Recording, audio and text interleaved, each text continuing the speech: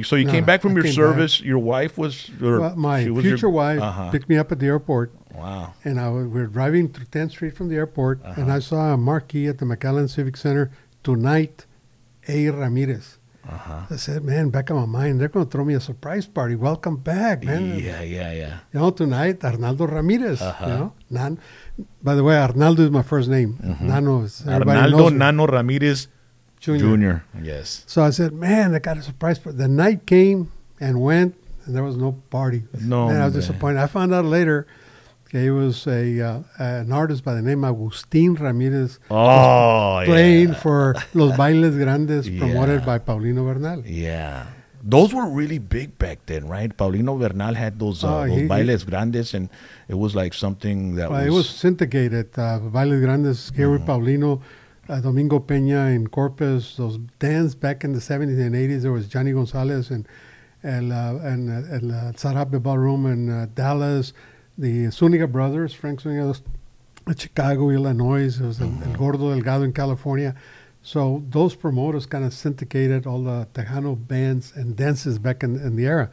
But they weren't Tejano back then, right? They were known as Chicano bands, or was it Tejano? Was the word Tejano? Chicano, Chicano only came in barely with... Tejano came in, Well, the Tejano started technically with Isidro Lopez, Beto Villa, out of Kingsville, Falfurrias, Beto Villa. And Beto Villa was one of our artists that recorded Falcon Records, which was an orchestra, like Pérez Prado Orchestra.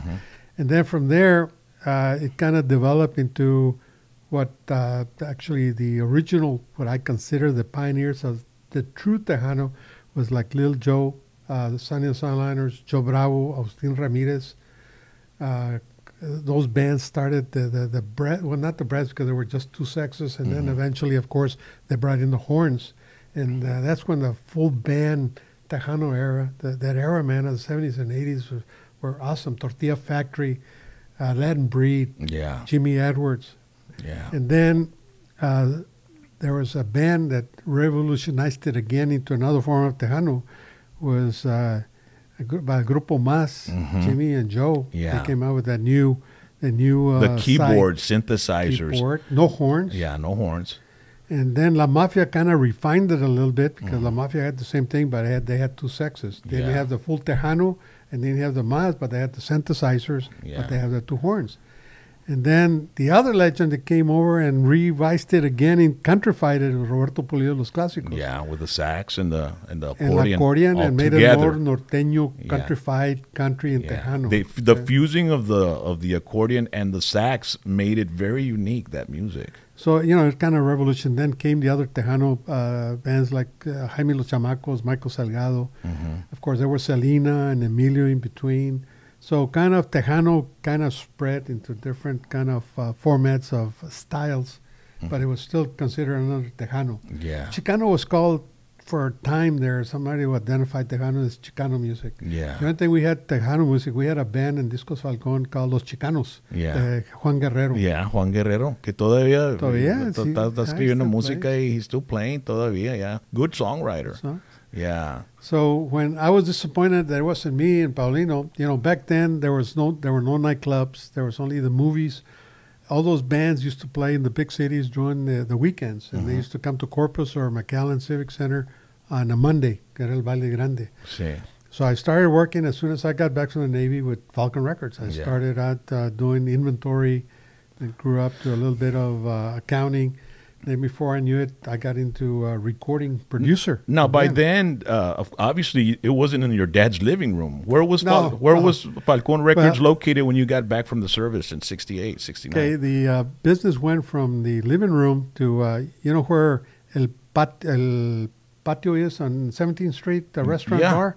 Well, right across the street used to be a feed store. Okay, which is like, isn't it a sports place, right? They do, yes. I think a McAllen Sports or something like that, And then next door, my father rented an office, and we had, he was one big room where he had his inventory, his desk, and the recording studio, one big room. And then we moved to Fresno and 17th Street. That's where the, then we were there from till 1964. Because when I graduated from high school in 64, my father built the home office on 23rd Street in Hackberry. 23rd 23rd. Which ended up becoming the 23rd Sports Pub. Sports Pub and Grill. Yeah. So that was basically the last of the last final years of Falcon Records was located there on 23rd Street between, I guess, Hackberry and 495 somewhere. Hackberry and 23rd. It's right where Hackberry ends on 23rd Street. Right. Yeah.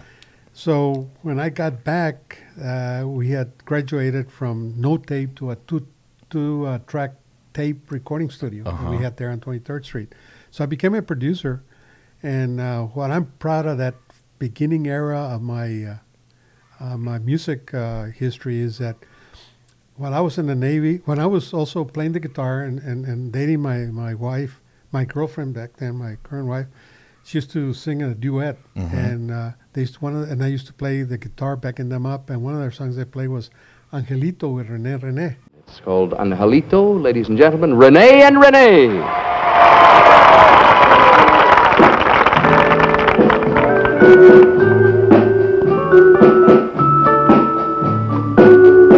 Me encontré un angelito que bajó el cielo azul. And so René had become one of my favorite artists in the era. Bilingual, broken in history, being played in English radio stations, Spanish radio stations. Yeah, René, I remember him. And but when I went, before I left the Navy, René disappeared. They had one hit. They went back to teaching in Laredo. While I was in the Navy, my father sent me a newspaper clipping that he had signed René. And that back then in the studio there on 23rd, the objective was the album. The albums also had just basically was something new. Yeah. The LPs. And every album contained 12 selections, 6 on one side, 6 on the other. LP, long play. Long play. Yeah. And so the objective every time you went to the studio, try to record at least half an album, 6. So René recorded 6 songs, and he put out a single while I was in the Navy, and nothing happened. And this was a consensus of the producer, René, all original songs. My father. Everybody's mentality, this is a hit song. Nothing happened. Yeah. Just as soon as before I left the Navy, they put out the second single, nada, 0 sales, right? Yeah. So the other 2 were on the shelf, were left there. So when I took an inventory and started producing, and my father had all the inventory, all the tapes, all Alegres de Terán, whatever, blah, blah, blah. Los Gavilanes de Mario Sainz, Mario González, Pedro Ayala, Rubén Vela, Gilberto Pérez. Pioneers in the conjunto industry. There's another history about my father's history, which is longer, and pioneers and a lot of other stuff he did in the music industry. We'll definitely have another show, and we'll do that. And while I was looking at it, I noticed that the tape of René still had 2 selections. And I played it and says, oh my God, I love this song. And it was Lo Mucho Que Te Quiero. Quisiera que supieras, vida mía, lo mucho que te quiero y que te adoro.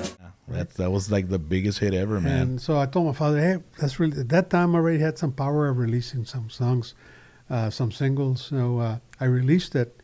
And back then, I had history with KRIO, the only radio station in the Valley. AM. And Jay West and Danny O'Brien. Jay was the program director, and Danny O'Brien was the weather guy. It's a long history because go back to George Strait, La Villa Real. There's a long history also with that. Yeah. But anyway, when I had my band back in the days, they would have themselves, the disc jockeys, would produce a dance for their own benefit, and the local bands would play for free. And they had the Civic Center, anything money collected, it's theirs, right? Yeah. But in turn, they would give us advertising where we would be performing for that month or week or whatever. So we had become pretty good friends, and then they started producing some English stuff for Falcon Records, like Jeannie Hatfield and a few other English artists from the Valley for Falcon Records under ARV International. So when the song came out, I went to Danny O'Brien, Jay West, and said, man, I got this. He said, man, I can't play that. It's bilingual. Yeah, but they had the hit song Angelito. So, okay, it's a favor to you, and we all work together. They start playing it.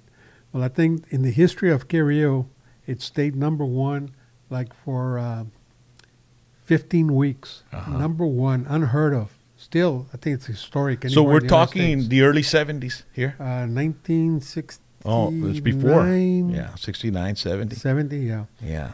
And then a couple of other radio stations started playing it. Before you knew it, we were selling 110. Back then, to sell 10,000 in 1 month, it was unheard of. To sell 500 in 1 month, that was great. Yeah. And then it started spreading in all over the United States. Before you knew it, it was being played in English radio stations. But before it went really full blast, we got calls from almost every major record label in the United States, from Capitol Records. From back then, there was the big one that was there was A&M Records, and they had Herb Alpert and the Tejano Brass. There was Big Con, and I love that band, man. And they had the Lonely Bull and all those good songs. Then they gave us a good offer, but the offer they made us very good. They were going to give us $25,000 advance royalties on the song. Heard of it's like maybe $250,000 today, or maybe more. It was White Whale Records, and their main artist was the Turtles. But they had the hit song Together Again, So Happy Together. Yeah. And that goes back to my Navy days, because in our ship, we had a bar in Panama. When we all gathered, that was our ship's title song, Happy Together.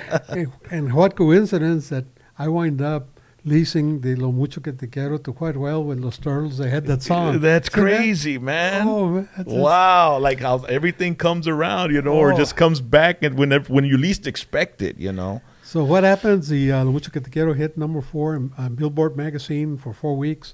We sell over 1 million copies. René, they get, we were selling in Korea and Vietnam and Japan and China, all over the world, that song. So that's one of my things I'm real... you're highlighting your life, highlight.